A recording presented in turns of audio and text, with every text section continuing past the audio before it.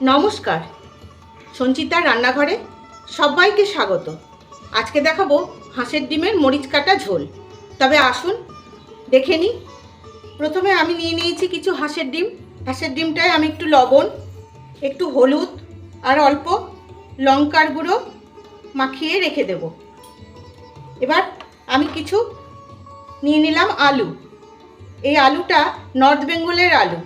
আপনাদের যেখানে যেই আলু পাওয়া যায় সেই আলুটা নেবেন। এই আলুটার নাম জাম আলু।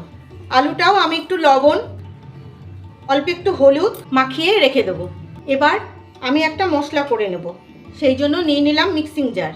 মিক্সিং জারে আমি দিয়ে দিচ্ছি ইঞ্চি দুয়েক আদা, একটা গোটা রসুন, দিচ্ছি শুকনো লঙ্কা আর কিছু গোলমরিচ। এর মধ্যে দিয়ে দেব চামচখানেক কাশ্মীরি লঙ্কার গুঁড়ো। এবার এই মশলাটা খুব ভালো করে আমি পেস্ট করে নেব। রান্নাটা আমি শুরু করব, সেই জন্য বসিয়ে দিলাম কড়াই। কড়াই খুব ভালো মতন গরম হয়ে গেছে। এবার দিয়ে দিচ্ছি পরিমাণ মতন সর্ষের তেল। তেলটা খুব ভালো মতন গরম হয়ে গেছে।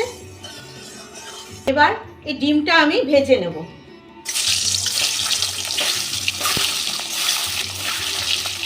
ডিমটা ভালো মতন ভাজা হয়ে গেছে। এবার আমি তুলে নিচ্ছি। এবার এই তেলেই আমি আলুটাকে ভেজে নেব।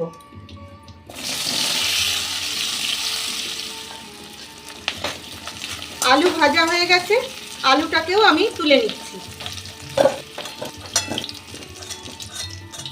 এবার এর মধ্যে আরেকটু তেল আমি দিয়ে দিচ্ছি আর দিয়ে দেব অল্প একটু ঘি, চামচখানেক ঘি।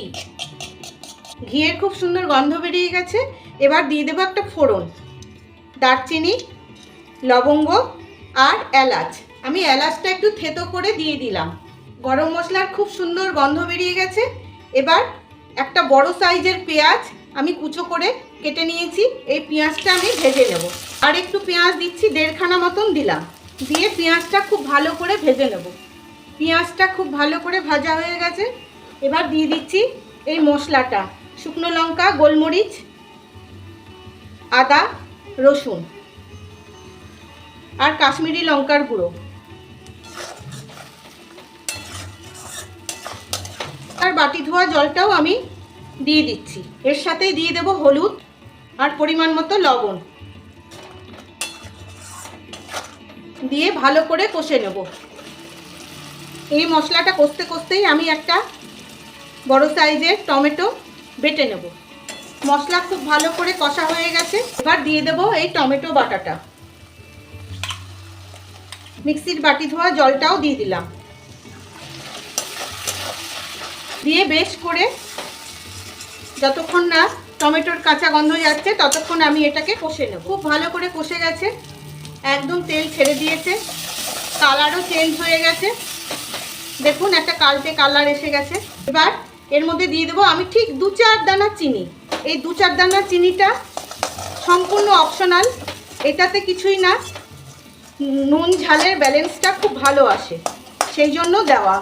দিয়ে আরেকটু কষে নেব। খুব ভালো করে কষা হয়ে গেছে। এবার দিয়ে দেব ভেজে রাখা আলু। আলু দিয়েও খুব ভালো করে সাঁতলে নিয়েছি। এবার দিয়ে দেব গরম জল। খুব সুন্দর খেতে হয় বন্ধুরা, একবার করে খাবেন। আর দিয়ে দেব ডিমগুলো, ভাজা ডিমগুলো। এবার বেশ কিছুক্ষণ ফুটিয়ে নেব, 5-7 মিনিট খুব সুন্দর করে ফুটিয়ে নিয়েছি। ঝোল অনেকটা ঘন হয়ে গেছে। এই দেখুন, এই রান্নাটা বেশি পাতলা ঝোল কিন্তু খেতে ভালো লাগে না। এবার দিয়ে দেব কিছু ধনেপাতা আর দেব 2-3 চামচ মতন কাঁচা সর্ষের তেল। এই রান্নাটা খেতে এত অপূর্ব লাগে, একবার করে খেয়ে দেখবেন বন্ধুরা। ব্যাস তৈরি হয়ে গেল হাঁসের ডিমের মরিচ ঝোল। কেমন লাগলো আপনাদের? ভালো লাগলে ইউটিউব থেকে দেখলে একটা সাবস্ক্রাইব আর ফেসবুক থেকে দেখলে একটা ফলো করে দেওয়ার অনুরোধ রাখছি। তবে আজকের মতন আসি।